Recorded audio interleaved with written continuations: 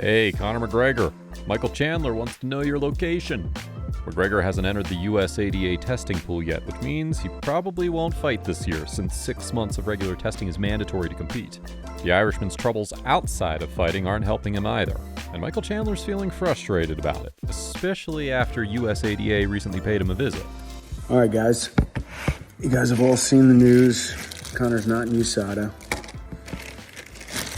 179 days left until December 16th, which is supposed to be the last pay-per-view of the year. And comically, USADA shows up at my door today to add insult to injury. Where you at, boy? Nothing seems to be going McGregor's way these days, not even tough results. In the recent episode of The Ultimate Fighter Season 31, he suffered his 4th consecutive loss when his student Trevor Wells lost a close fight to Team Chandler's Timur Valiev in their 2-round exhibition. McGregor was visibly frustrated and shouted, "That should have been a 3rd round, lads, no?" Tired of losing week in and week out, McGregor called upon former 2-time welterweight title challenger and the nicest motherfucker in combat sports, Stephen Wonderboy Thompson, to help him coach his guys. Wonderboy was grateful for the opportunity, and he said that he had a really good time. Oh man, it was awesome, man. I mean, just to be able to, for him to invite me out to be a part of the show, to be a coach, and help these up and coming fighters kind of do their thing, and hopefully, able to teach these guys, because they're in full fighting mode. They're in their grit, they're training, and for these guys to come in with an empty cup and to learn from myself and Conor and these guys, it was awesome, man. Did Sean O'Malley indirectly say that the UFC women's divisions suck?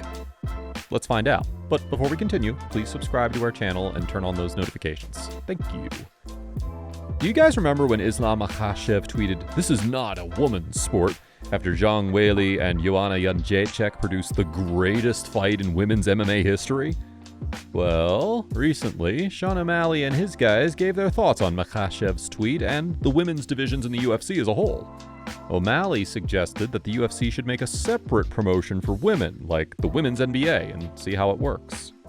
What if there was a WUFC, there is. women's UFC? What if they had their own program? Would it last? Would they be able to sell pay-per-views? Would they be able to sell out arenas? I'm just asking you. I'm probably genuine. not, because it's the UFC that made them anyway. But what if it was the WUFC? It's still the UFC. It's still Dana. It's still UFC pushing these fights, promoting them. Would it last? O'Malley later clarified that he doesn't think female fighters are bad. It's just that he thinks only a handful of fights are actually entertaining. MMA fans are pretty smart when it comes to reading between the lines, and they instantly figured out what he was probably trying to say. For example, one MMA fan didn't mince words by saying, quote, "I think he's saying women's MMA sucks and wouldn't be viable on its own." Another one said, quote, "That rainbow-haired f***er is absolutely right, though." One fan believes O'Malley was actually asking a genuine question and not taking a shot at women's MMA. Quote, "I don't think he was suggesting a women's UFC would obviously fail.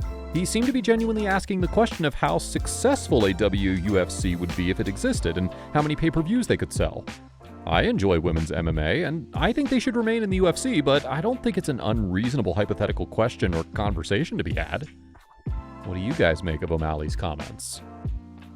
Ilia Topuria is no longer interested in Paddy Pimblett. The undefeated Georgian was gunning for a fight against the Liverpudlian not very long ago, but he doesn't see the baddie as a challenge any longer, especially now that he's fighting the top guys in the featherweight division, like Josh Emmett. Es que Paddy, ¿sabes qué pasa con Paddy? Que es una persona que a nivel mediático sí, pero como luchador todos sabemos que él no vale nada, ni siquiera está rankeado, creo, no ha hecho todavía nada. Entonces darle mérito a una persona que solamente está donde está porque sabe venderse bien, no me parece lo correcto, ¿no? Nosotros somos deportistas y en la UFC la diferencia que tiene con las otras organizaciones es que aquí lo que se valora es la deportividad, y Paddy deportivamente todavía no ha conseguido nada, por lo que no está en mis intereses para nada. Pimblett recently had his first sparring session in a very long time, and he's feeling really good about himself. We may see the Brit back in action pretty soon. Who do you think would win a potential fight between Ilia Topuria and Paddy Pimblett? Cory Sandhagen has clapped back at his critics for calling him dumb for accepting a fight against Umar Nurmagomedov. Sandhagen is officially the ballsiest bantamweight in the UFC. After his win against Marlon Vera, he called out Merab Dvalishvili, who many thought was a terrible matchup for him. And now, he's accepted a fight against arguably the most well-rounded prospect in the division, for which he's being called dumb. Sean O'Malley, for example, thinks Sandhagen is a gangster for fighting Umar, but he's not very smart business-wise.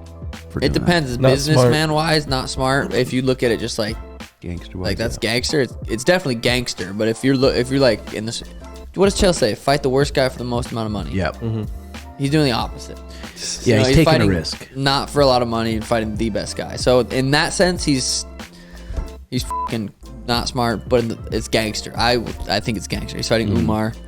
Cory Sandhagen couldn't care less what people think of him. All he cares about is taking on the toughest challenges. Yo, what's up, guys? Hey, I know you guys saw the announcement, fighting August 5th against Umar Nurmagomedov. I'm getting a lot of haters saying, why would you fight this far down in the rankings? He's gonna beat my ass, blah, blah, blah.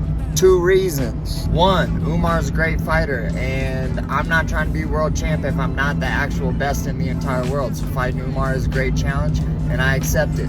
And number 2, because I'm a beast, bitch, that's why. Peace, I'll see you guys in Nashville. Yippee-ki-yay, mother. Give Cory the BMF belt, Dana White.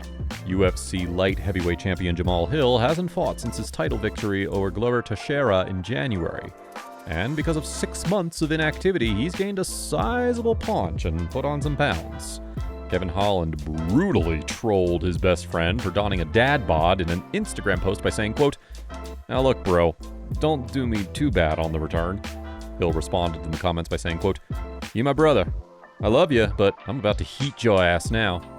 Hill's expected to defend his light heavyweight title against former champion Jiri Prochazka, and the American believes he'll beat the dog shit out of him.